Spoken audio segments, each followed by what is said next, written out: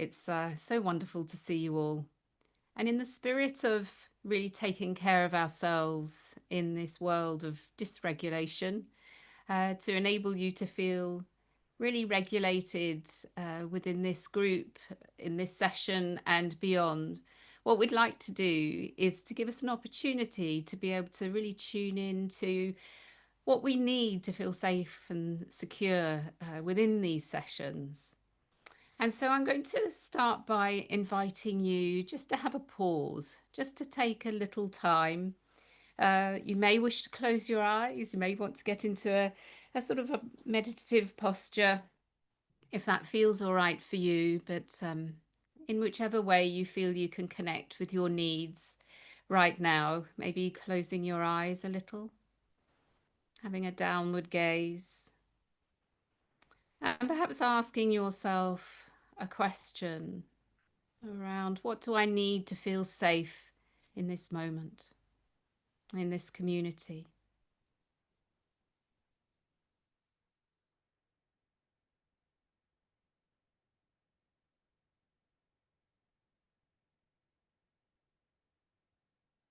And noticing how that feels in the body, in the heart and mind as you're considering your needs, your health and well-being.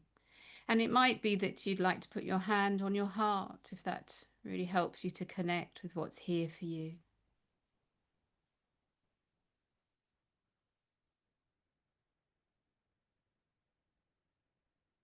Noticing the words that bubble up.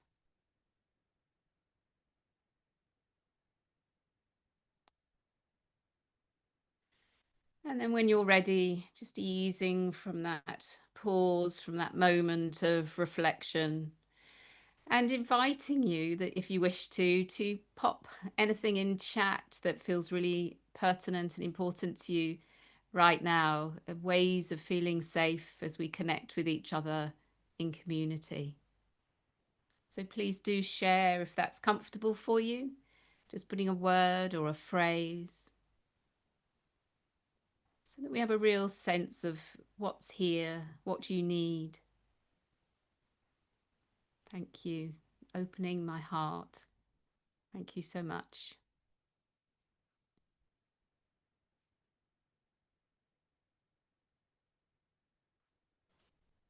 Connecting, yeah, gratitude, posture, curious, grateful.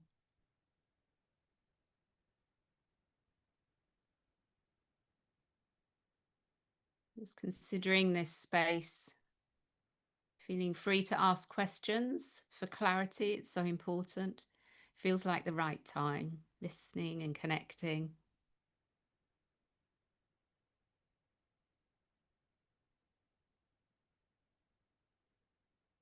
Mm.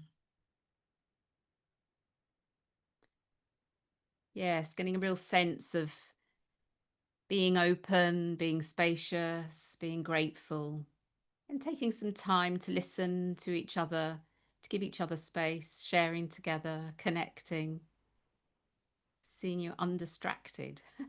Thank you. Yeah, so important. So, what we intend to do is to collate these wishes, these intentions, and we are going to revisit them. That it's okay to care for ourselves. Absolutely, it is, always. So, yes, we're going to collate them and bring them into our sessions that we have moving forwards. And they're going to be live and reflective of how you're feeling in the moment. So, they're not set in stone, but we can bring them in next time as we carry it through here to when we meet again together. So, yeah, thank you so, so much for contributing to that. I really appreciate it. And yeah, just being with that as we move forwards. And as we move forwards, it's my absolute great pleasure and honor as we listen and we're curious. Thanks, Susanna. Yeah, my pleasure and my honor to introduce John Kabat-Zinn, who is going to be guiding us in a practice and then saying a few words around challenges and opportunities in the mindfulness field. So thank you so much, John, for all you do, and handing over to you now. Thank you.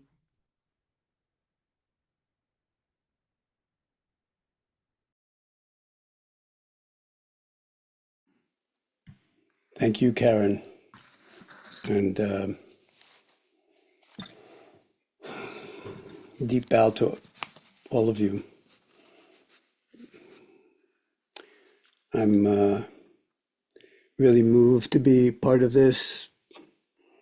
At the moment, we have 47 people. I would love to see like 200 people, but I guess everybody's busy. Our community, I think we represent a much, much larger field already. This comes in some sense out of the Omega retreat in May of 2024. But it represents something that's, more than 45 years old now. A kind of collective global intentionality to wake up, to recognize our own deep interior resources for healing, which is really what MBSR and all the other MB kind of interventions that grew out of MBSR in one way or another are all about, a kind of a deep opportunity for us to remind our fellow humans that there's more right with them than wrong with them, no matter what's wrong, quote unquote. In a medical context, of course, what's wrong is like what brings you here today, the diagnoses or, the ailments or whatever. But to kind of remember that even in the face of major challenges to the body or to the mind or to society, that there's more right with us than wrong with us, no matter what our challenges are. And I think that needs reaffirming at this time, and to remind ourselves that the world context is changing so rapidly that what might have been really completely in resonance with the times in 1979 or 1989 or 1999 or 2009 is not necessarily going to meet the challenges of 2025 and soon to be 2026. We are in an entirely different world. And for most of human civilization, every generation basically relived the same world as the earlier generations. It was the same world when we were, hunters and gatherers for thousands and thousands of years, and you learned what you needed to do to be in wise relationship with the external world, with the climate, with the nature, and how dangerous it was, and also how bountiful, and then with agriculture and the development of small communities around the land, and then larger communities, and then cities and culture. That's very, very new stuff. It's only 5,000 years old or 8,000 years old or whatever you want to say. And so if we're taking a kind of cultural evolutionary kind of perspective on the present moment, then we're moving at the speed of light. And we're building these gigantic, when I say we, I don't necessarily mean the mindfulness community, but building these gigantic data centers, these gigantic centers for developing the computing power that's necessary to run AI, which uses enormous amounts of water, for instance, generates enormous amount of heat. There's all sorts of things going on that were unimaginable even 20 years ago. the development of Bitcoin. Shut off your microphones if you don't have it off, just so that we don't hear kind of everybody's individual movements, if you don't mind.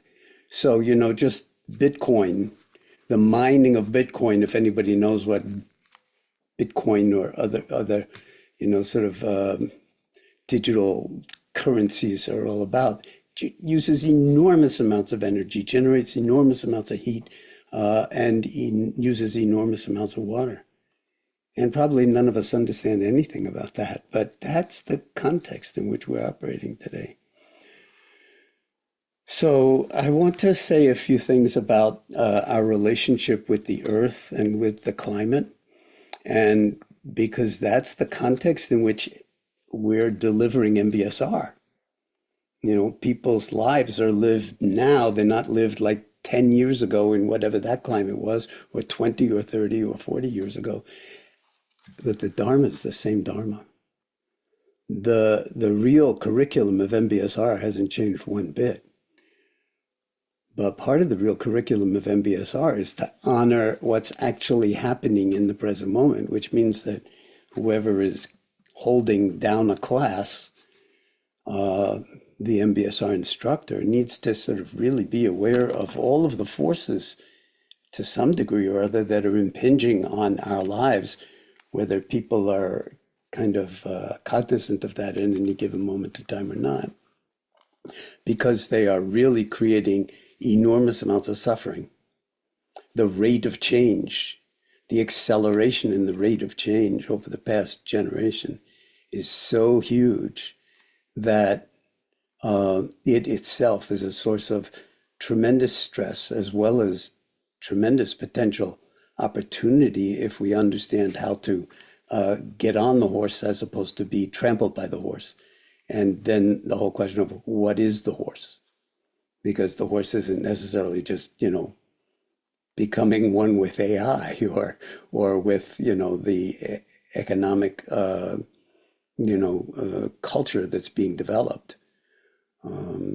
So there's never been a more existential moment than right now for mindfulness and a kind of universal expression of Dharma wisdom to meet the present moment in whatever ways we can, for the sake not just of ourselves and our own stress reduction or modulating the suffering of our own particular condition, but for our children and grandchildren and future generations, and for the planet itself, which we're systematically destroying. And when I say we, I don't mean like the MBSR teachers, but we're not cutting down the rainforest, but somebody is. And they're our lungs. So, so I want to make a plea to actually, let me see how I would put it, is, yeah, continuing education for MBSR teachers over the lifespan. Okay. And that means informing ourselves of things that we might actually think are peripheral, but that are having such a profound effect on the people that we might encounter in the classes or in our own lives or in our own families, that we need to kind of inform ourselves on levels, or at least I feel that way for myself. I don't know what any of you need. So let me be very clear about that. But for myself, I'm finding that I'm trying to learn as much as I can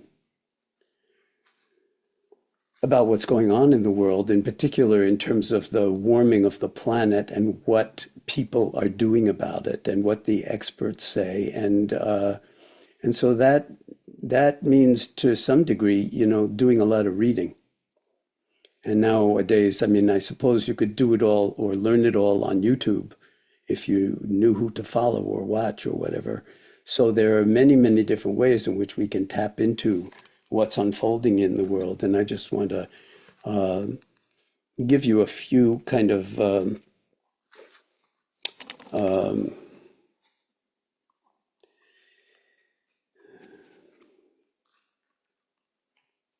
thumbnails of what I've been interfacing with, and how it's informing how my life is unfolding. And then we'll have a short, guided meditation, which won't need too much guidance because you're all meditation teachers. So at a certain point, the silence does all the work, okay, and all the speaking. And a gathering like this, I really want to just add my welcome and say this is really important. As I said, I would have preferred to have many more people on this call. We had like more than 200 people at the Omega retreat that launched the World Mindfulness Community. And I think over time, it has the potential to grow and to serve whatever our needs are, okay? As individual teachers, a sense of community, of non-isolation, everything else, but also that larger question of, what is unfolding on planet Earth and how can we best contribute to that? And how can we develop new forms to deal with the present moment if the old forms, much as we might like them or be attached to them or even cling to them, are not necessarily what's most important. And this does come down to particular kinds of issues that I get to deal with every once in a while, like, on a micro level, like, just the question came up about, is it MBSR if instead of doing the yoga, we do Tai Chi or Qigong? And, so I responded to that person. I said, actually, no. I mean, I love Tai Chi and Qigong, and I do them, and I do movements of various kinds. But if you took the yoga out of what I consider to be MBSR, even if some people can't do it or we have to modify enormously, it wouldn't be yoga, because there's something about getting down on the floor and putting the body into certain kinds of postures or standing, and then dropping into moment-to-moment awareness with the body extended or stretched or curled up or whatever it is, without movement, or recognizing, oh, there is movement in that, of the breath, of just tiny little stretches on the in-breath and deflection. This is a kind of self-generative element of learning in MBSR that doesn't happen in Tai Chi and Qigong in that kind of a way. Now, ultimately, are they all different doors into the same room? Yeah, but the question is, what is MBSR and what is not MBSR? And I leave that as an open question because in a certain way, I don't care. I think MBSR has, in some sense, done its work in the world because, as I've been saying forever, the work is the M. And the BSR is just one of an infinite number of potentially skillful ways to help people recognize their own deep nature. And let me underscore, deep analog nature, not digitized, commodified, screen-based nature. Although that can also be very useful if you don't lose your analog self in the process. Big, big challenge nowadays, especially for adolescents and for the kids. And so I'm trying to, in a certain way, be as provocative as possible because I think we're in a very, very challenging situation on planet Earth, humanity on planet Earth. And we need, in a certain way, to learn how to govern ourselves at a whole other level of recognition of our interbeing, if you will, with planet Earth. So one of the things that I like to do is just kind of share with you some of the things that I'm trying to learn about. And one way to learn about things, I'm sort of, maybe it betrays my generation, but I like to read. I retain things better maybe than if I'm just watching YouTube videos forever, but that's also a potentially really powerful source of information on various relevant topics. But, let me just, if you have not read this book, let me recommend Zen and the Art of Saving the Planet by Thich Nhat Hanh, with a lot of commentary by one of his senior monastics, Sister True Devotion. Um, Really remarkable book. I'm not suggesting you read it. I'm suggesting you study it. You let it remind you of what you already know because it's pure Dharma, but it's pure Dharma in the service of like being of some use in the context of the planetary emergency we're in, but at the same time not losing your mind or becoming some kind of lunatic fanatic about some cause or other. The big challenge. But if that's not mindfulness practice, I don't know what is. And Thich Nhat Hanh was always that way. He was always moving in and out of the monastery. Okay, and this is not to elevate Thich Nhat Hanh onto some, sort of dais or platform. Uh, I don't think that's what we need to do with anybody. Thich Nhat Hanh, the Dalai Lama, whoever your, sort of whoever is worthy of your admiration, but they are exemplars, so to speak, of understanding or lenses through which, if we read what they have to say or watch them on YouTube, we can learn, tremendous things. Another, and so there are a whole bunch of climate books that I'm reading because I really feel we need to take care of the climate. In fact,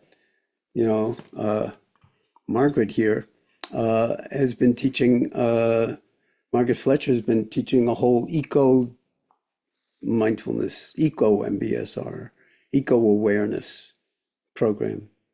I really want to applaud that, Margaret. I know you know this, and I've participated in it, but some of you don't know, but you can see it reflected in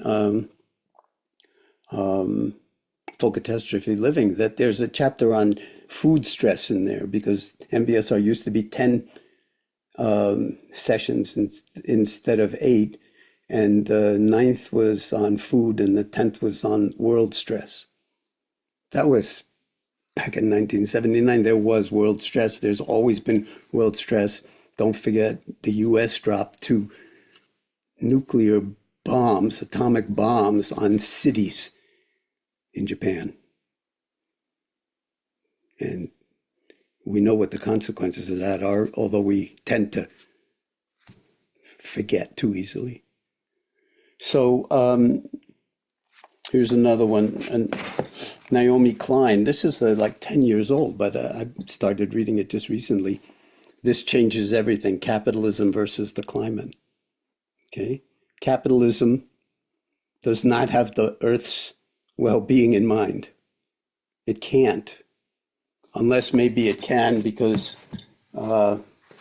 Rebecca Henderson, who is actually a deep Dharma practitioner and a professor at Harvard, in the Harvard Business School, reimagining capitalism in a world on fire. This just came out. And Biko Analio has written several books on climate, mindfulness between early Buddhism and climate change. And before that, mindfully facing climate change. And you'll see here, the sort of structure on the campus at the Barry Center for Buddhist Studies. So in a sense, what I'm trying to do is give us all permission to wake up and realize that we have an infinite number of allies that are actually interfacing with some of the major sources of suffering in the world, including at the UN. The Volker Turk, who's the UN High Commissioner for Human Rights, is also a mindfulness practitioner. And Mara Lisa Aragata, who got her degree with Becca Crane at Bangor University, is the head of his office. And they're bringing mindfulness into all sorts of aspects of the UN, including holding a 2-day conference that some of us will be attending in a couple of weeks in Geneva to talk about how to bring greater mindfulness practice into the workforce of the UN, because their stress levels are beyond belief. And will it be skillful for it to be in the form of MBSR? Maybe, maybe not. But the skillfulness has to do with not being attached to the name or the form, but being able to actually deliver something to people who are suffering and who are on the front lines of even more unimaginable suffering, to, in some sense, help them not just do their work, but to thrive in this, in the midst of the unimaginable. And one great exemplar of that, I don't know if she's on the call right now, is Paula Ramirez, who many of you know, who was at the retreat at Omega. And if you go to her website and see what she's doing, it's mind-blowing. And she teaches MBSR under circumstances that you wouldn't believe. And, to people who have experienced levels of trauma that, you can't even write about because it's too horrifying. And she's found ways to do it so that it's not caught in the forms. So it might not look like a body scan that we would recognize, but, or when you have people who are, who have experienced sexual trauma or sexual violence, how you approach the body, and in their cultures, whether it be Africa or whether it be the Muslim culture or the Rohingya culture in the refugee camps, these are the creative energies of an imaginative, embodied practitioner of mindfulness, of Dharma, is to, bring our not knowing to the challenges and then learn from our students, which is what all of us who teach MBSR realize, we're learning more from them than they're learning from us. Is it not true? And we need to honor that it's not just like a casual kind of exchange. It's like, no, everybody has intrinsic wisdom, intrinsic Buddha nature, intrinsic kindness, intrinsic, well-being or health. And sometimes it gets so eclipsed that we have to sort of help redirect the light in such a way that people can see for themselves that. And so these kinds of, questions really make a difference. If you haven't read World is Lover, World is Self by Joanna Macy, this book is quite old. It came out in 1991, I think. I've had it for decades and I've read in it, but I just started reading it from cover to cover. And it's just extraordinarily deep Dharma. And she has been her whole life committed to this interface of the world, what we call the self, the mystery of that, and how they inter-are, to use Thich Nhat Hanh's language. So again, I'm just, I don't want to overdo it, but my plea is to read a lot. Greta Thunberg put together a whole, curated volume with a lot of different experts, the climate book. A lot of different experts so that you can really learn a lot about what's going on. Another one is Humankind, if you haven't read this, by Rutger Bregman, who is European, I think Dutch, or maybe, I think he's Dutch. Young too. Fantastic book. And of course, anything by Yuval Noah Harari, who is himself like a very, very committed Dharma practitioner. And even though he's unbelievably famous and, just incredibly sought after, takes at least a month and often two to go on into retreat and gives up all his electronic equipment, including his phone. That says something. And so I don't think there's been a better time for us, and I've lost track of time myself, so I don't know how much more time I have. And I do want to come to a tiny bit of silence, but I also want to emphasize that everything I've said has been a meditation of some kind, because I don't make any distinction between life and meditation. And so sometimes it looks like silence and stillness, and sometimes it looks like listening and offering and receiving, giving and receiving in ways that actually illuminate, clarify, elevate, or seriously annoy if you wanted something else. And then you can just be aware of that, because we're not going to be attached to any outcome, but recognize in some sense the power, the transformative power of the present moment, not to get anything, but to actually recognize and, dare I use the word, realize the nature of things in this moment. And then you are, in some sense, tiny maybe, but not at all insignificant. You are, I don't know what word to use, like the solution. That it's not like, oh, in 50 years it'll all be okay. No, there's a certain way in which we can't, be attached to any outcome, including saving the planet. We have to have the kind of complete integrity in this moment and also save the planet without the attachment. That would be wisdom. That would be planetary wide or universe wide compassion and wisdom and wakefulness. And each one of us is, in some sense, a tiny, but as I said, not insignificant element of this Indra's net-like crystal lattice structure of reality that has sentience, that is by its nature compassionate because of interconnectedness and realization.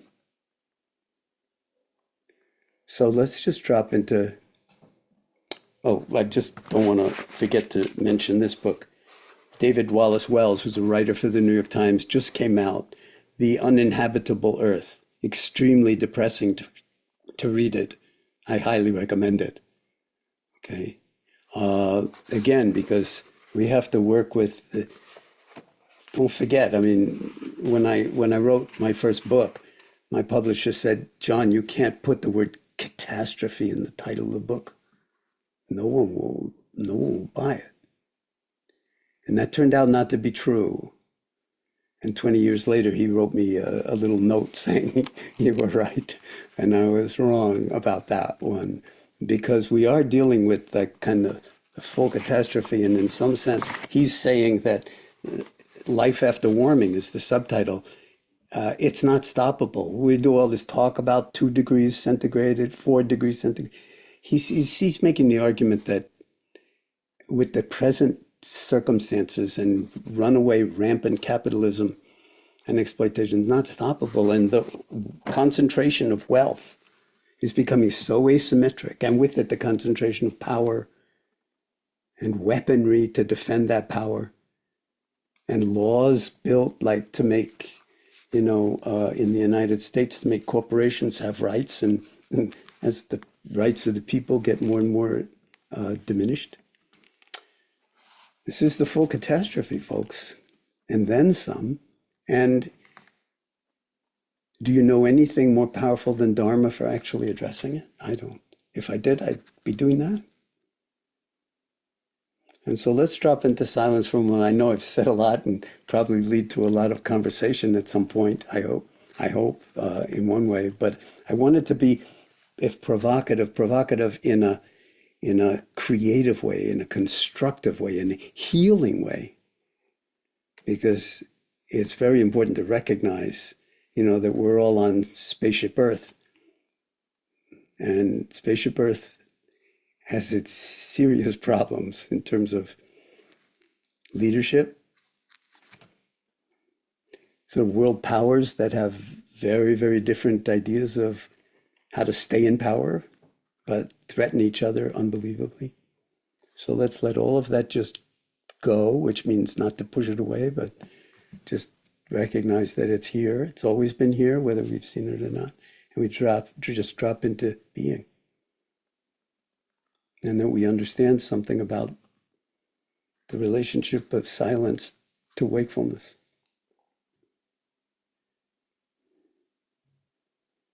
And you can drop underneath everything that I've said, whether it's you found it inflammatory or, not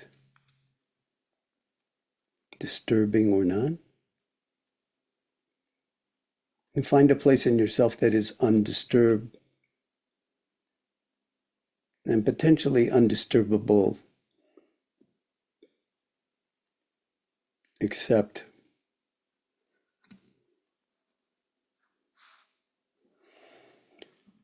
for the intrinsic compassion that you have for the world.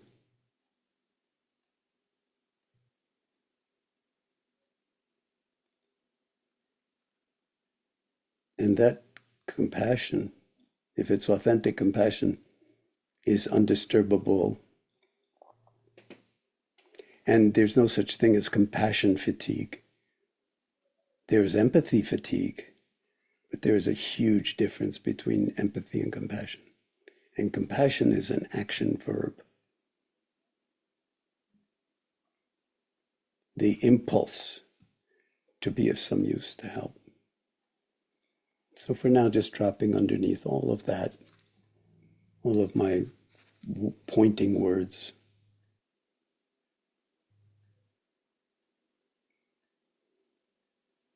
into the boundless spaciousness of your own heart, into the boundless spaciousness of awareness itself. And I can't say your awareness because it's not yours or mine or anybody's.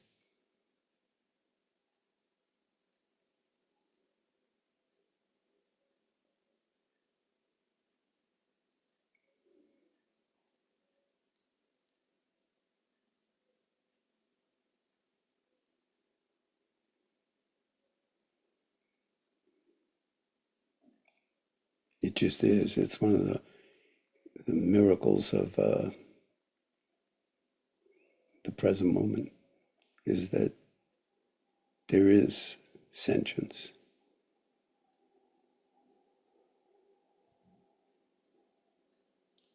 And it is intrinsically compassionate because it recognizes the interconnectedness of everything nameable and unnameable.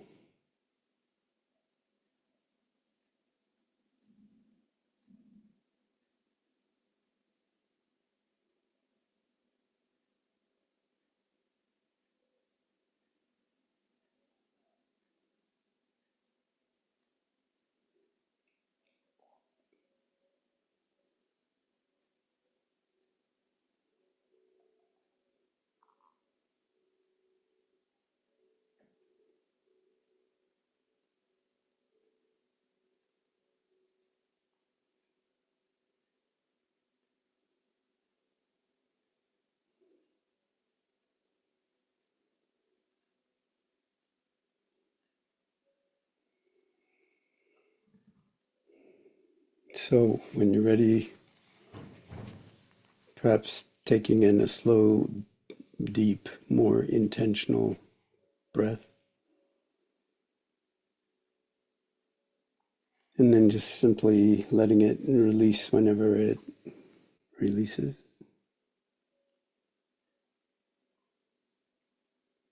Opening the eyes if they haven't been open.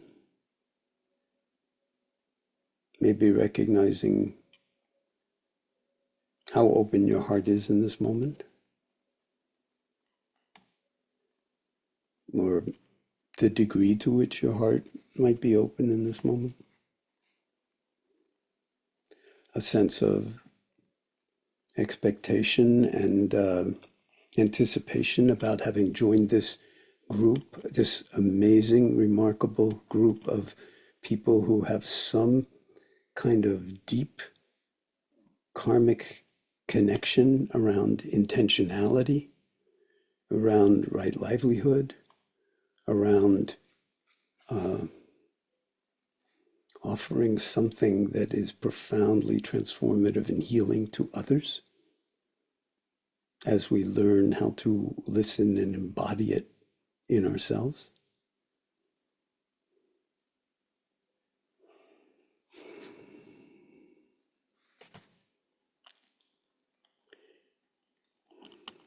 So, so thank you for showing up. Thank you for absorbing, to whatever degree you absorbed it, what I tried to say in too short a period of time and with a lot of energy behind it because of the time constraints, as well as that sense of urgency in a way. If we were meeting every day or every week, uh, would unfold differently. But since these are relatively rare,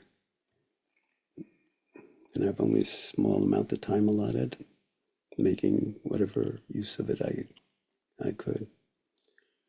So over to you, Ted or Katerina or whoever is Yep. transitioning us to what comes. Thank you, John. And thank you for sharing your insights, your wisdom, your actionate compassion for the difficulties that we face in the world today.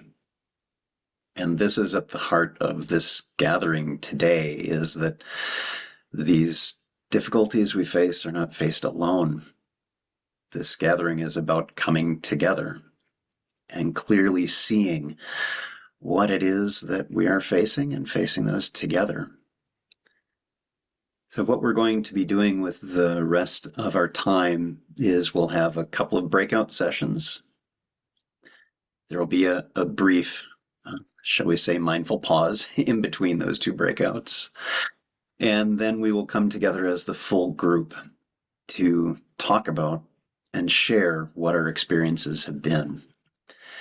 Now, the two breakouts, the one we're about to enter, is looking at the challenges that we are facing in the profession of mindfulness in the world. It's a very open-ended kind of topic. And two suggested prompts for you is, and we'll put this in the chat for you, what challenges are you seeing in the field of mindfulness?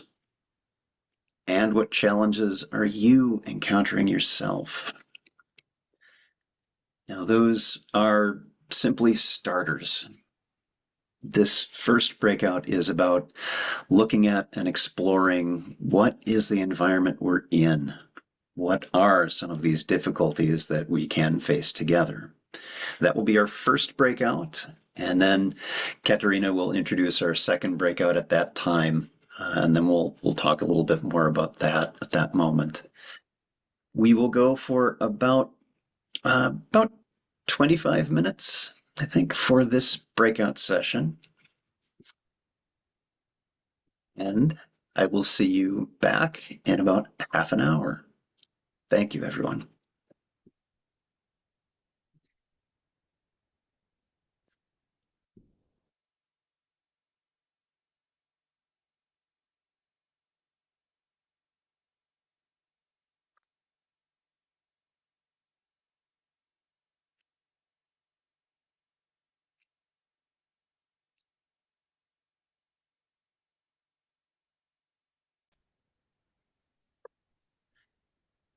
Welcome back, everyone. Thank you so much for being here. And for those of you who are watching this as a recording later, we're just coming back from our second breakout.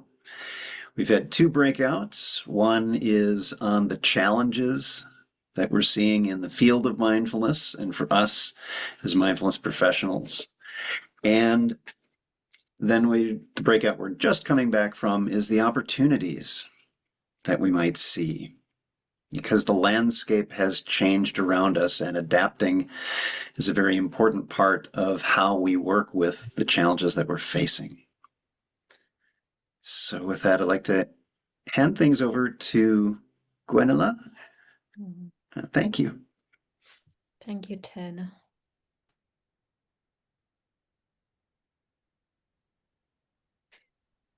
We've been talking quite a lot in this last group about community. In French, we have this saying, faire communauté, which we could translate as making community. And there was this sense of that we're making community here.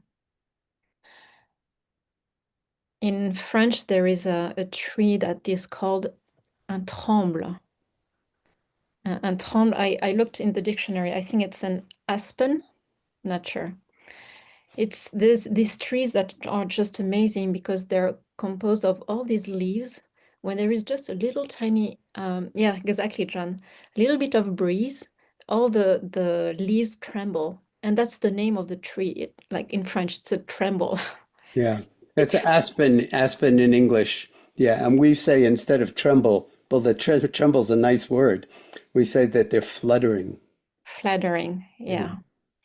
And in a way, I mean, as we know, compassion has this type of vibration dimension. You know, we tremble together, we quiver. I'm not sure about the words. Quiver together. Yeah, Quiver together is beautiful. yeah. And so maybe there was this sense that during these times we shared of quivering together. And I feel there is something that's so precious in that. Being together, making community, and quivering together. And so maybe just offering ourselves this openness of the heart, feeling maybe the quivers of what was shared,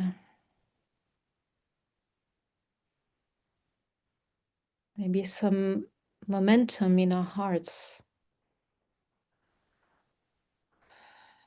and the preciousness of connecting and making community.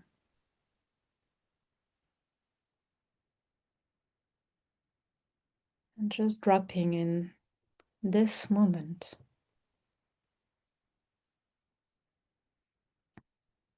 with this breath.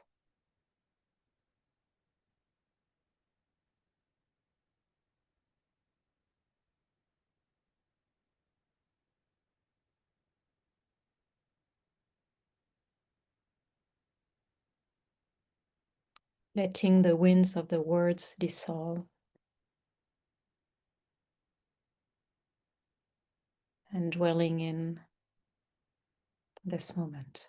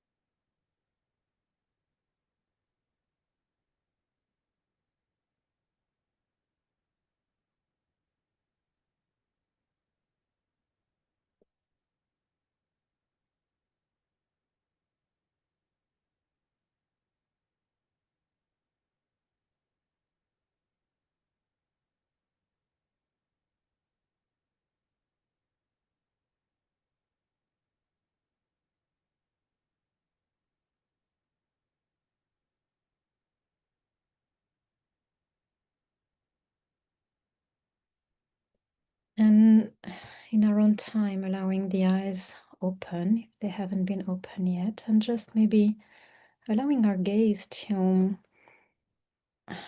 just go over all of our faces and this community that we're making right now.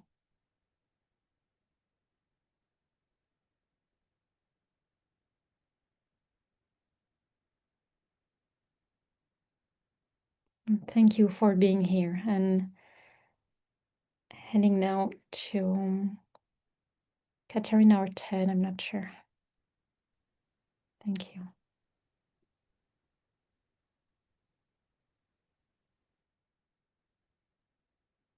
You're going to know. So the floor is open. We had 12 rooms in total. And please let us know what happened in your room. Share it so we can all be inspired.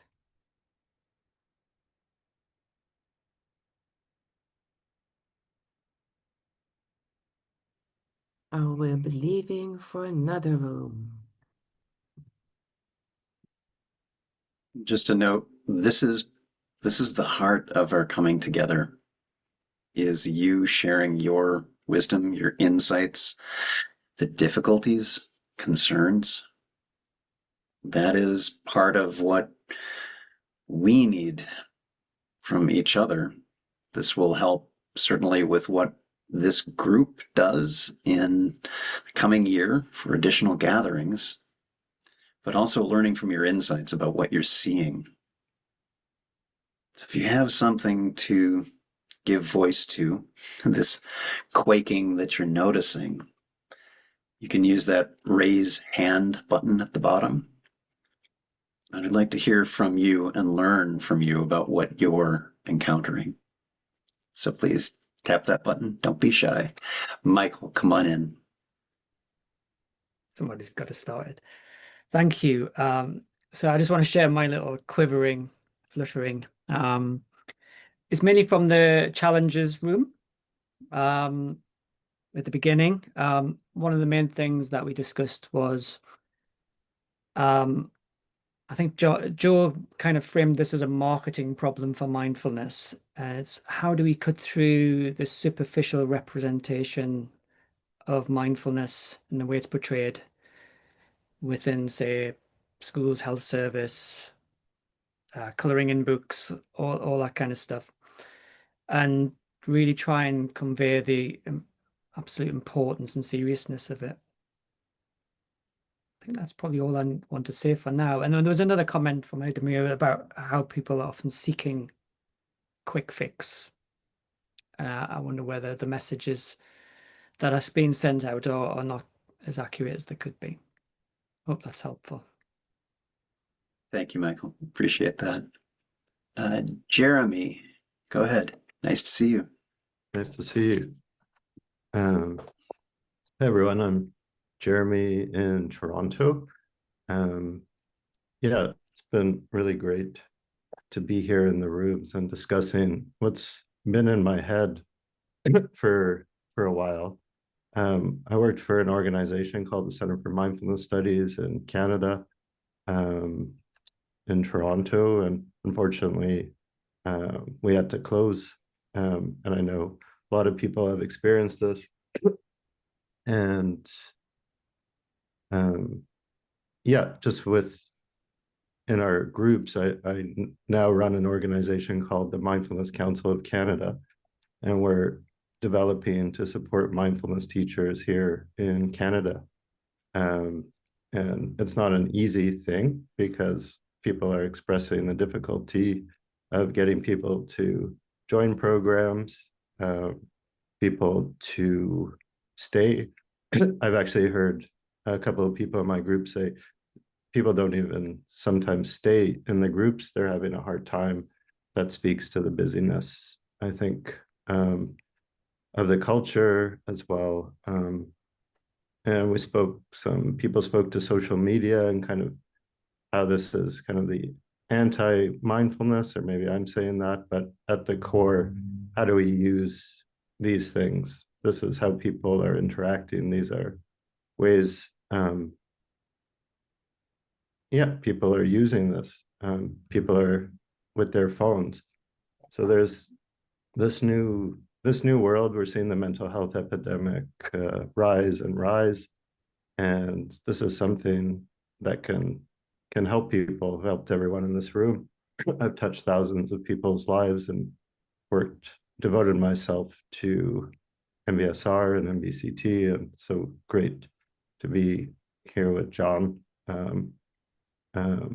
who's changed my life in many ways and helped my mental health. But yeah, it's really kind of looking at the challenges and the opportunities. I kind of see the opportunities of being radical. John uses the term radical and kind of made it part of my vocabulary, and the mindful attitudes.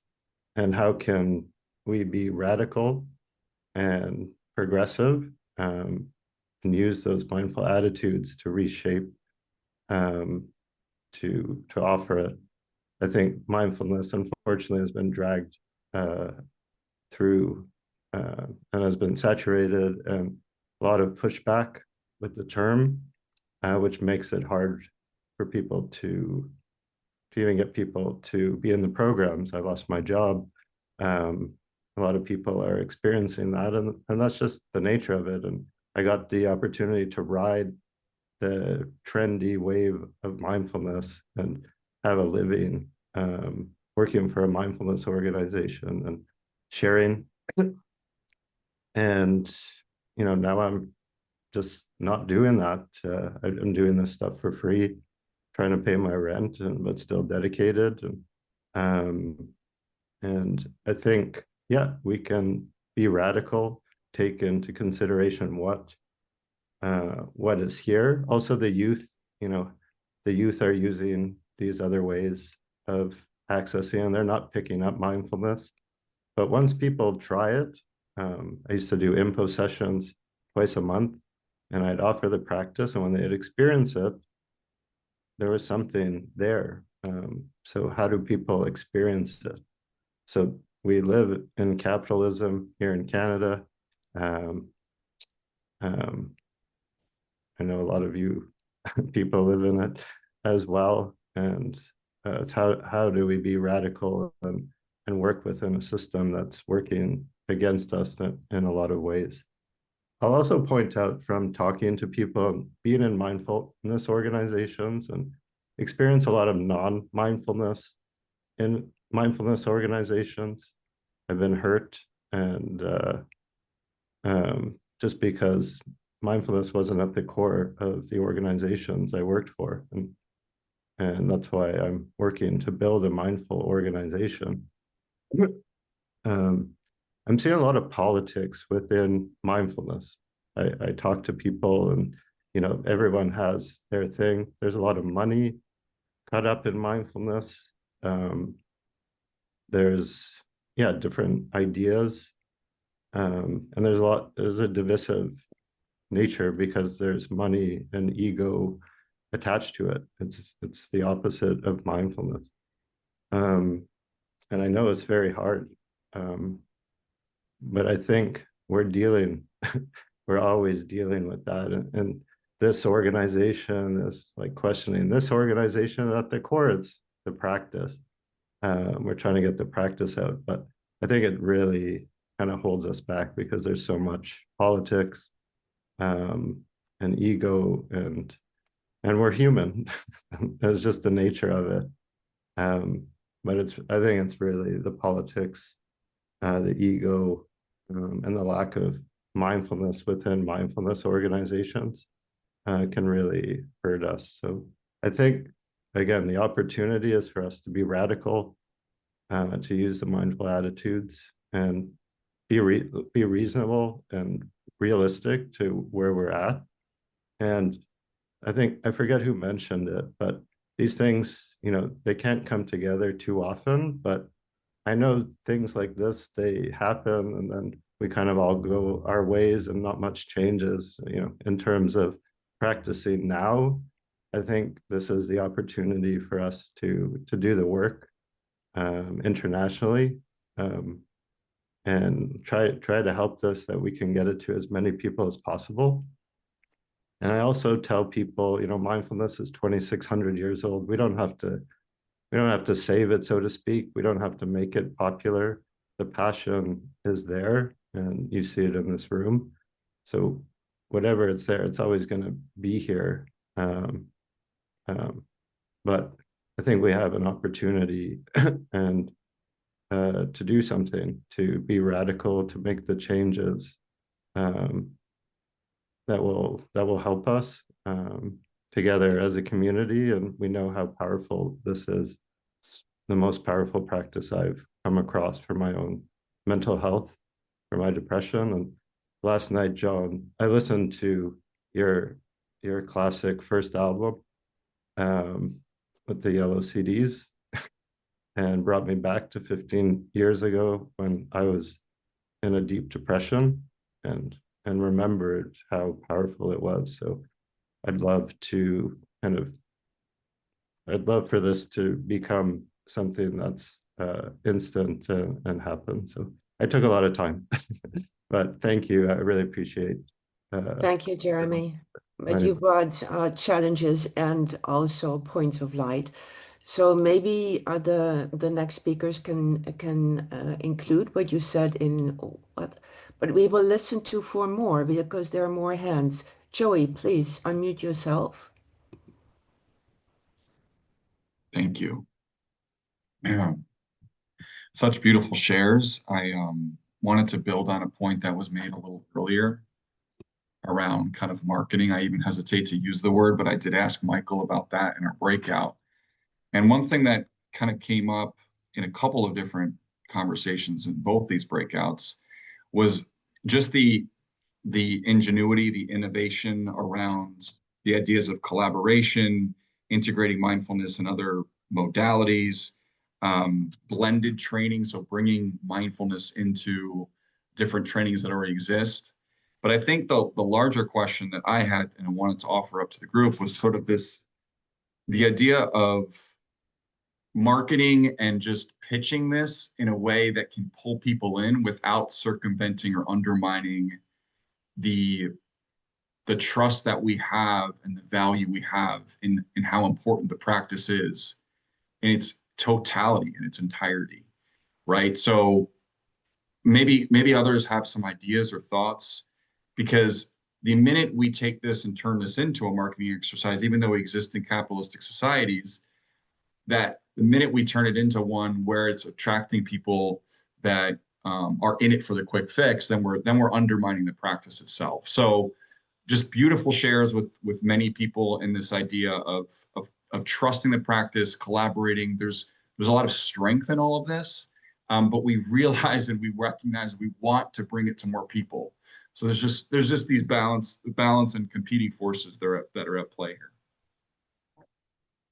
Thank you, Joe. I appreciate that. And this is one of the challenges, is that balance of being seen and having our programs reach people, and also seeing the marketing that is intended to disenfranchise others and vacuum up all of the registrations, because that's there too.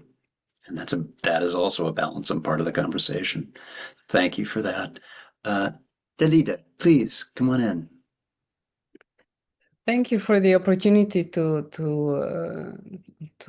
like exchange, brainstorm, and before I go into, I think I wrote maybe around 15 notes of opportunities and around maybe 7 or 10 of challenges.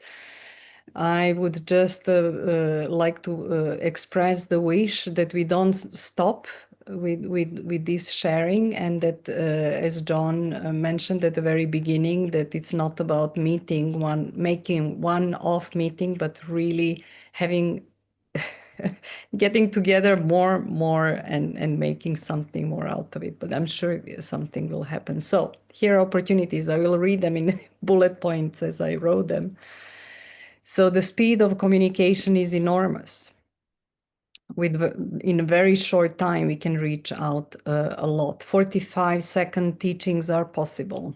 Is it effective, and can it be more effective? Movements can happen within days, and it doesn't take 100 years or 2000 or even longer anymore. there's a global outreach possibility to connect with thought leaders in mindfulness community. Just this meeting has happened, and we have the privilege of actually having conversations like this. So this is a great opportunity. Mindful revolution did not pass. We are in it, and this is a great opportunity as well. So when it comes to marketing, I can hear that across the rooms, maybe this is the word that we are all very shy to use, but we did mention it as well. And maybe that's something that we need to address a little bit more. So it was shared that there is no dopamine hit from mindfulness. We talked about enhancing the signal to noise ratio. And what is the role of mindfulness in that loud signal, kind of like a noise, the noise that is happening in the world of marketing or consumerism. The question is that this is an opportunity to get attention in the noise economy. Is this the opportunity? So the question is, do we beat the bushes or learn how to market mindfulness in a different way? Are we reshaping economy and values that go with that? When it comes into all of us wanting to grow into bigger and wider community, could the opportunity be into coming into one-on-one coaching and shifting from the masses into kind of like going deep with one? Imagine having one, working with one leader. Sorry, that's what I'm passionate about. This is not in my notes. I will skip that. Sorry, ego came in. Then micro practices and informal mindfulness to give more attention to that. Silent sitting on Zoom is possible with 100 people being there for half an hour. Is there an opportunity in machine facilitation of presence? What are the ethics of that? Is it possible to look into expanding consciousness into more than human Sangha? That was the group when we were talking about challenges, and that's, like to expand that what we are teaching is not only humans, that we are learning from non-human elements as well, and exchanging consciousness. And perhaps finally, a beautiful point that the current level of stress and suffering is the extent of opportunity. No mud, no lotus. So thank you, the whole group, for amazing input. Wow, we got a year program. Yes. Thank you, Dalida. Kate, please, I'm inviting you. Wow. Hello again. Hello.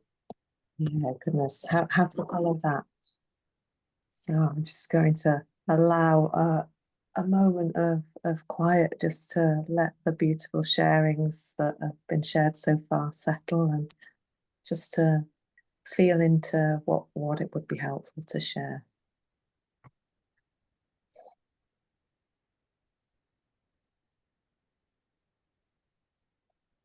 Noticing my heart really pumping as I speak to this audience. It's been so beautiful to have this opportunity to connect with some familiar faces and some new faces.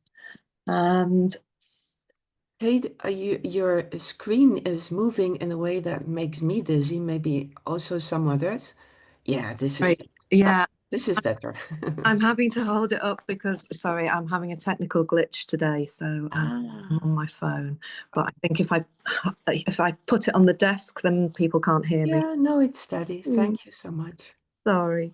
So yeah, I'm very grateful to John starting with his real focus on care for the planet and the bigger impacts that mindfulness can have in this way, and signposting the beautiful work of Margaret Fletcher, who's here today as well. And there's a body of research that suggests that a lot of the challenges that we're facing as a planet, I guess, are challenges of disconnection.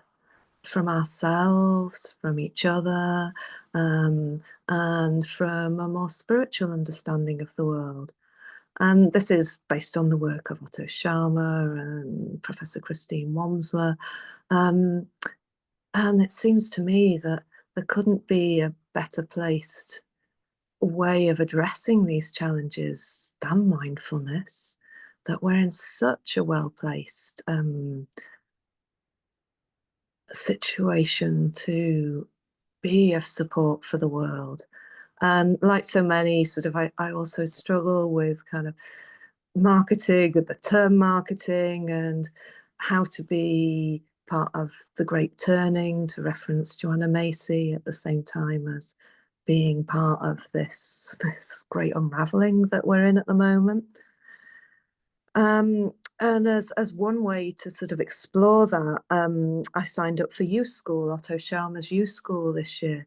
And there was, I think, probably thousands of people who had registered on that first call.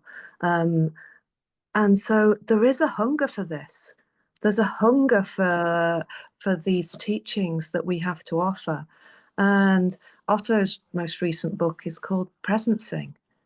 And what is mindfulness if it's not presencing?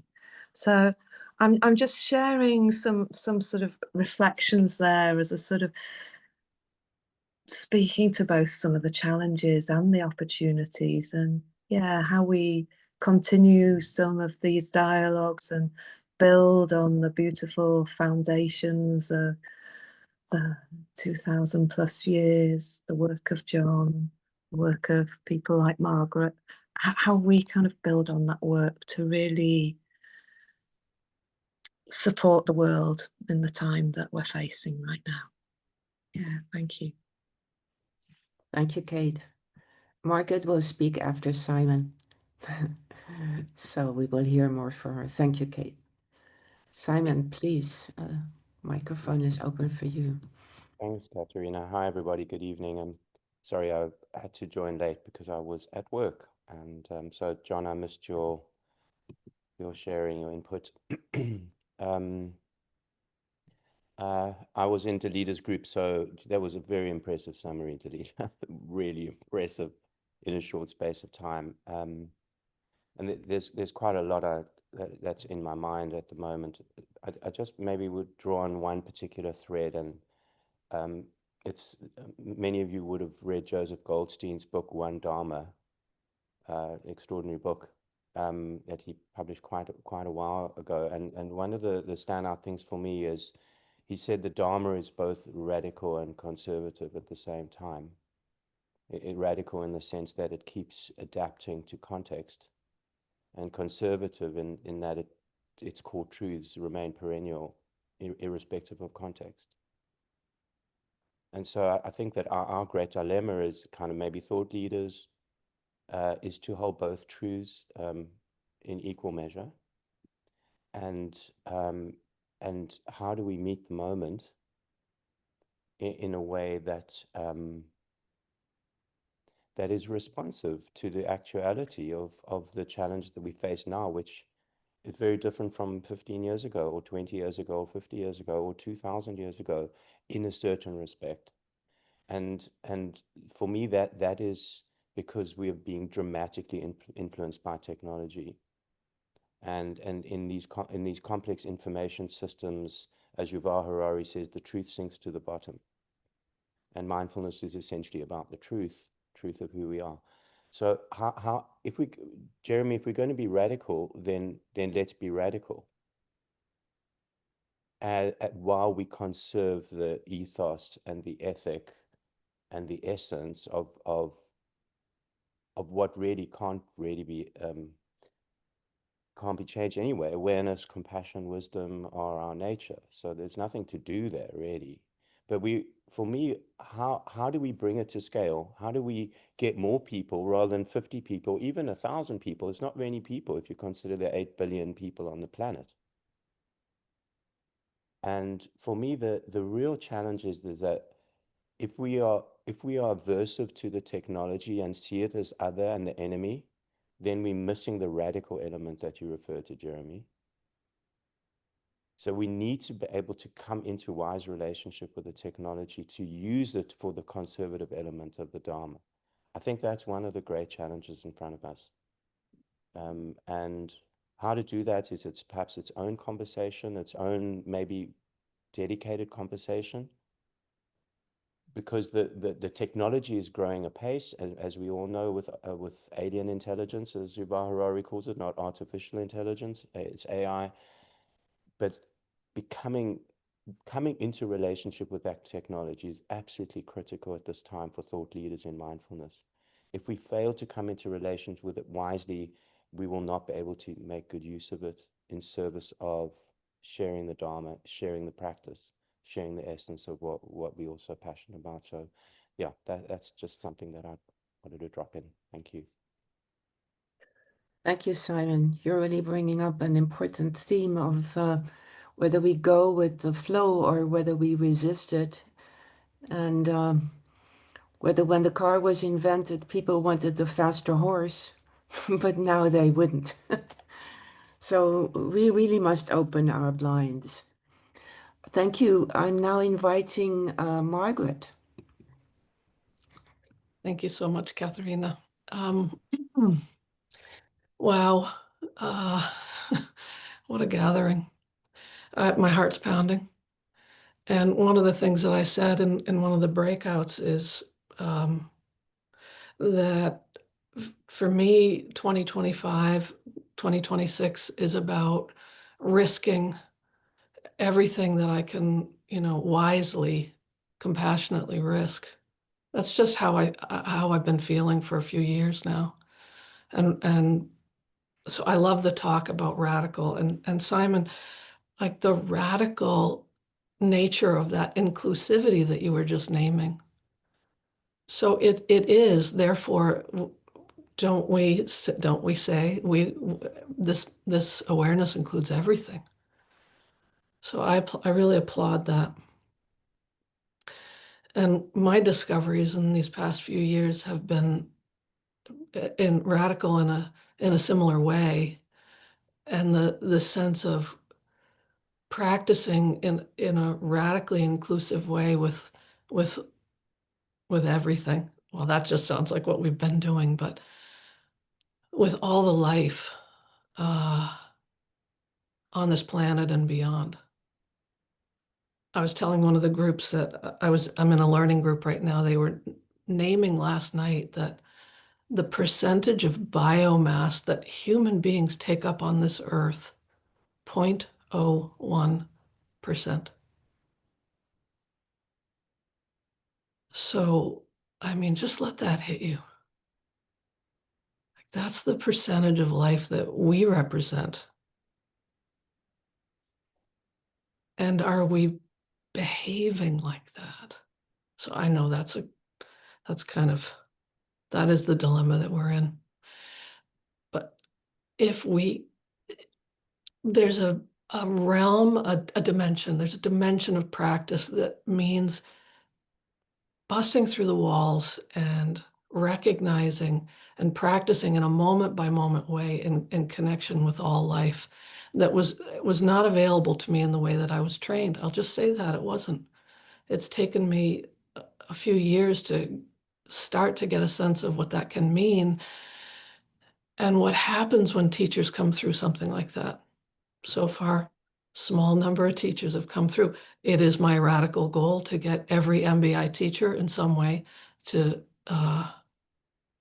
come into relationship in that way with the living expression of this earth and the cosmos. Here are the couple of things that I raised my hand to say, but I needed to say that. So one thing is about, these are just so specific, but I love saying them. The moment by momentness of writing an email or a program description.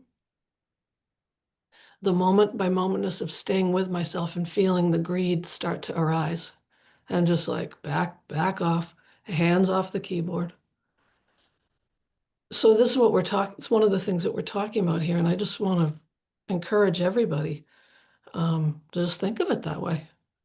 Like if I'm not speaking from my kind of truth, I just have to like dump the draft and start again. So there's an idea. One thing that I've been experimenting with it is going really well. I'm kind of thinking of it as like the Western version of Dana.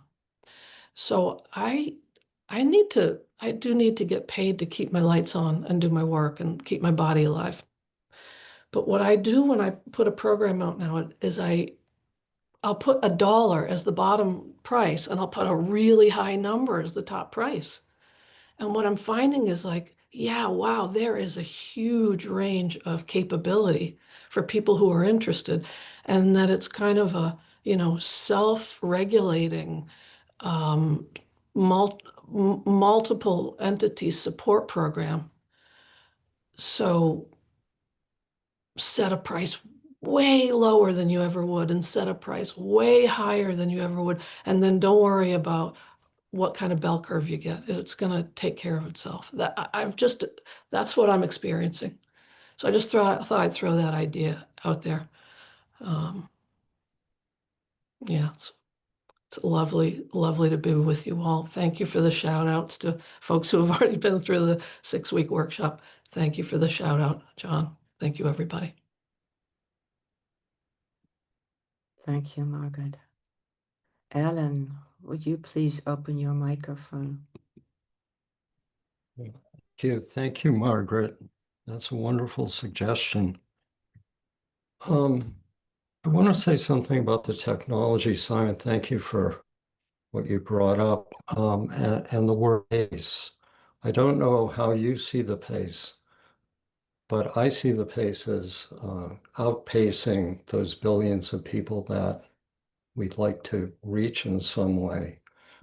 Whether we're actually in AGI now or we're going to reach there in 2033 and they go into artificial superintelligence by 2040 or 2060, it seems to me to be like outpacing us and requires that radical shift that you're talking about. So I just want a second. I'd love to continue that conversation here in some way. I know Soren had some sessions on AI and mindfulness, but for us to really look at that, because it seems like that deck's really stacked against us in so many ways, where technology is able to manifest itself at a pace that is unknown once you get past a certain point. So anyways, thank you for that. I just wanted to mention that. Thank you, Alan. We are discovering that there's so many rich ideas and thoughts that are presented here that maybe you would like to put your observations into a special room where these reflections can be collected. And we will not only have them on a recording, which we might not listen to, but that we could have them in writing.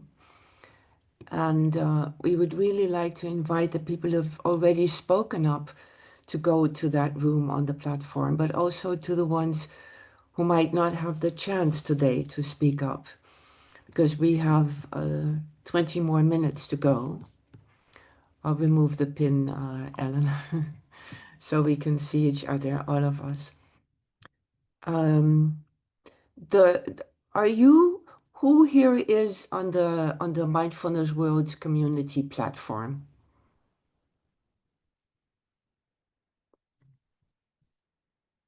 Okay. Well, that's less than half. The ones who are not on the platform, have you heard of it? Have you heard of the Mindfulness World community platform? How do we find it, Katerina? Ha! I have something new for you. You will find it by using this link and sending an email. And then we will invite you I have to type this. So I want someone, I see that Karen, you've raised your hand, and also Walter. So while you talk, I will type. And then in the chat, you will see a link. If you go to that link, you find the essence of what Mindfulness World Community is about, plus an email address. And there you can show us that you are interested, and we will send an invitation to your email. So now I hand over to, who is it? Karen? Yes, Karen. Thanks, Katerina. My hand only went up because my hand went up. Oh, so I'm going sorry. to hand over to Walter. Thanks. Thank you, Karen. Thank you, Katerina.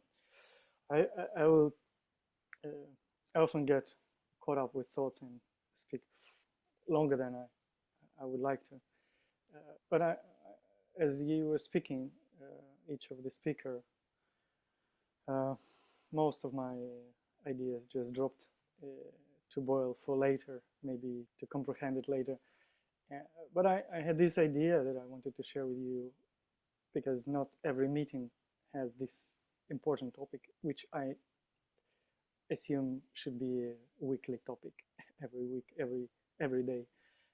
Walter, can you speak a little closer to the microphone? I'm having a little trouble hearing you. How about now? A little better. Okay. I was thinking about radical ideas or radical shifts in the time, which is so demanding. What I faced when I became part of a larger mindfulness community, the absence of talk of an ancient tradition of enlightenment, like it is avoided by modern practitioners and teachers, and in a way, and people always often stay on the level of, first stages of recognition and realization. So what I feel is missing the language and explanation and marketing as well, if you use this language, of a larger perspective of what this practice historically is for. The full realization of phenomena of consciousness and all the Dharma embodiment that comes from that. And maybe for some years it was a toxic topic, or I don't know, it frightened people that it's some woo-woo around it, and it's too religious and something. But I guess people who practice non-dually may have experienced that it's not a unreachable point. And I think working on that and creating a new language and really directing people that mindfulness is something for something larger, not the endpoint in its means, could be a unique answer to the challenges the humanity is facing now and will face more, I guess, in future. I don't think technology is something that we should, or we are in a luxury position to think how we use technology. I think we're in a situation that would be great that in next 5 years, technology won't be using us just fully, that we don't have any agency at all. So that's my radical idea. I would be happy to explore with anybody who is open to. Thank you. Let's listen.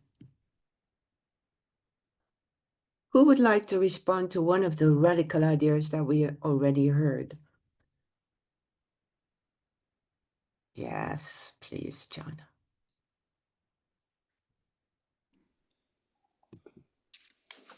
I'll keep this short, and I love, Walter, that you're bringing this up.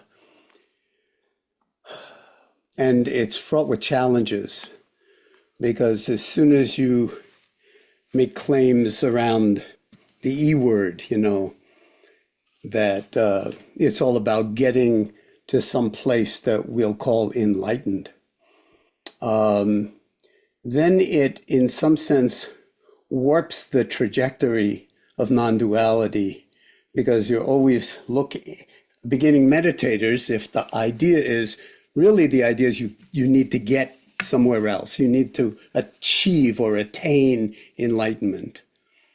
Then you start off as a teacher, having shot yourself not in the foot, but in the heart, because you're basically creating some kind of end result that you then strive for. And that's why the non-dual perspective is absolutely liberates that from the beginning. So skillful teaching of meditation to beginners, the beginner's mind, the non-dual way is that there's no place to go, there's nothing to do, and there's nothing to attain, which is what it says in the Heart Sutra. That is insanely radical for people who will come because they want to be different. But the whole point is to actually be who you already are and recognize that and the power of awareness. So then awareness in my vocabulary is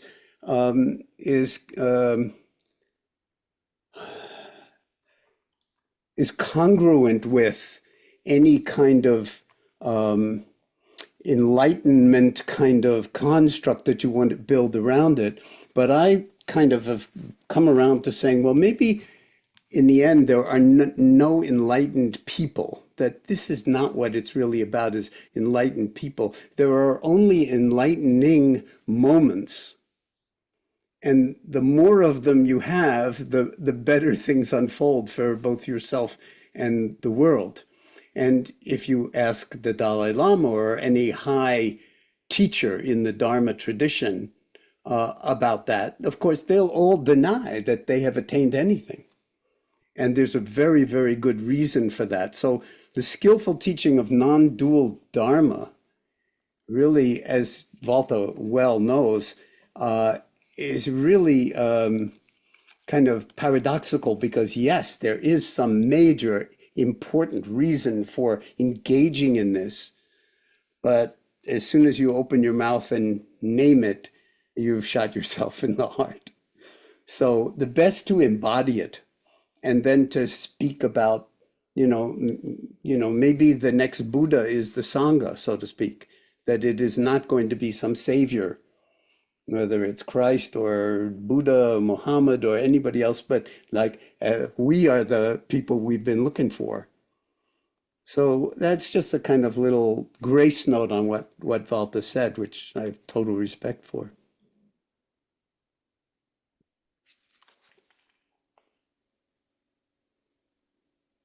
Wow. Thank you. And here is a link where you can all add your ideas. So I just made a new group. If you use the link that Ted sent, with which you can come onto the platform, then the link that I just put into the chat is ideas from the dialogues on 18 November. And we can collect what happened today and find out how we can let that ferment and create something valuable. So that plea that we have heard several times today, to not make this one thing, but to continue, to make it consistent, to continue the dialogue, to use it as the basis for something new, and to turn challenges into opportunities. That's the main thing that we are wanting to do today. And to inspire the next meetings. And as John recently said, to have more frequent meetings instead of 2 or 3 a year. So we are trying to do that. But in order to be able to do that, we also need everyone in the community. Because there are now a few people volunteering to do the work. And we found out that we can't do it without more people. So there are 43 people here. You're all invited. come on board, participate, and make this happen. As John said, it's in action that we show. I see many things. Ted, can you look at the chat? Because there are many things coming in that need response, maybe. Actually, just a few notes about links, and we've had several people just join from sharing this link. So welcome, those of you who are new to us. And again, I need to leave now for another meeting that I have coming up in a few minutes, but I just wanted to say thank you. You specifically, yes, I'm looking at you, for being here, for your presence, for your care, your interest in this. We are not alone. It's a we. In this facing of the challenges, the difficulties that we have, that is something we do together, ongoing. As things change around us, under us, within us, we have each other for support, for true collaborative engagements to work with the things that we're facing. So thank you, everyone, so much for your dedication, your care, your passion. Glad you could be here. And please continue, and I'll see you again soon. Bye, everyone. And that holds for you too, Ted. Thank you for your engagement, and thank you for being here.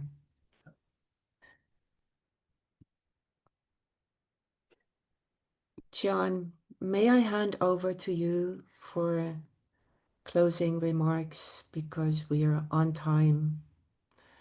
And before we lose many people, we would like to close it in harmony. So please open your microphone. And I will not pin you, as you typically like to see the whole community instead of speaking to the screen and only seeing yourself. Thank you. Well, thank you, Katerina, and thank you, everybody who's contributed to organizing this session, Gwenola, everybody. And just, my heart just resonates with every single one of you who I have met at one time or another on one place on planet Earth or another. Whether it's South Africa or Hawaii or Japan or China or wherever. We really are on this one planet, so we're always here and it's always now. And so it just feels like an insane privilege to be part of a conversation, an inquiry, a community of intentionality and practice that no one here has joined by accident, or because you're so bored that you just like fell into this as a kind of last resort. We really are a global community. It's much, much larger than this. There are people who have probably never heard of the Mindfulness World Community. It doesn't matter. Sooner or later, we'll all find each other as we need to in terms of the karmic unfolding of this. But we are really, I think, at a turning point on planet Earth. This is a kind of singularity, so to speak, where the opportunity to wake up is no longer a luxury, but it's an absolute necessity for us to wake up to our species name of Homo sapiens sapiens. I find myself saying this over and over in more and more venues. And that waking up is really to own the superpower of mindfulness. Understanding that there's no difference between mindfulness and awareness. They're different ways of saying the exact same thing. And that there's an enormous mystery to the capacity for awareness. Because nobody knows how awareness arises in the universe, unless the universe itself is originally aware, in some sense, at least in its potential. Whether it's the hydrogen atom or wherever the Big Bang came from or whatever, Here we are in our analog, insane genius beauty. And we need to actually learn how to mobilize and embody and actualize that analog beauty and creativity in the face of what's coming in terms of artificial general intelligence, machine learning, and all of that kind of stuff. And so there's never been a more fecund moment than this moment to align ourselves with what's deepest and best in our humanity and in all of our various cultures and in our global, common humanity, and teach each other so that we're all basically mindfulness teachers and we're all teaching each other. And everybody's a mindfulness teacher, not just certified people for this or that, program. But of course, we're learning from our parents, we're learning from our children, we're learning from our partners and spouses, we're learning from our, the people who despise us, we're learning from the people who, think we walk on water and are just as deluded as the people who despise us. There's no end to this learning, and there's no separation between awareness and apperception, realization of that learning. And then again, I want to emphasize that for me, at least, I've, met a lot of teachers, but I think it's very skillful to not project onto anybody that they've attained some particular state. No attainment, nothing to attain is a very, very good vector to follow, and to actually maybe at least experiment with moments of awakening as opposed to awakened beings, because you can be awakened in one moment and a complete idiot the next moment. Family life will demonstrate that time and time again, even in the space of 24 hours. And so everybody becomes your teacher, and your home is wherever you are. So I'm just deeply, deeply moved, and thank you, Anne Twig, and everybody who's collaborated in bringing this to bear. Katerina, Karen, everybody, and let's stay in touch. We'll have more of them. I know some people are taking responsibility for making sure we stay in touch. But the most important thing is to stay in touch with the body, the first foundation of mindfulness, the community, the Sangha, and all beings, including the green world, the plant world, the microscopic zooplankton world that's keeping oxygen in the atmosphere too, and each other.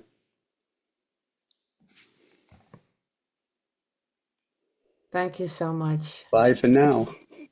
Thank you. And let's stay in touch. It's all about community, connection, and collaboration, because we can't do it alone. And let's make sure we turn together, and maybe we arrive at the same place, being changed ourselves. Connect. And I would like to also, from the bottom of my heart, thank my colleagues, Anne, Gwenola, Janine, Karen, Ted, for making this possible, and for all the work that we have put in this, and that then we have so much joy in experiencing what comes out of it. Wishing you good night or a good day wherever you are, and hope to see you again. Goodbye. Thank you, everyone. Bye-bye. Bye, everyone. Thanks, everyone. Opening microphones for all languages. Au revoir. Yeah, if you unmute all of us. Bye bye.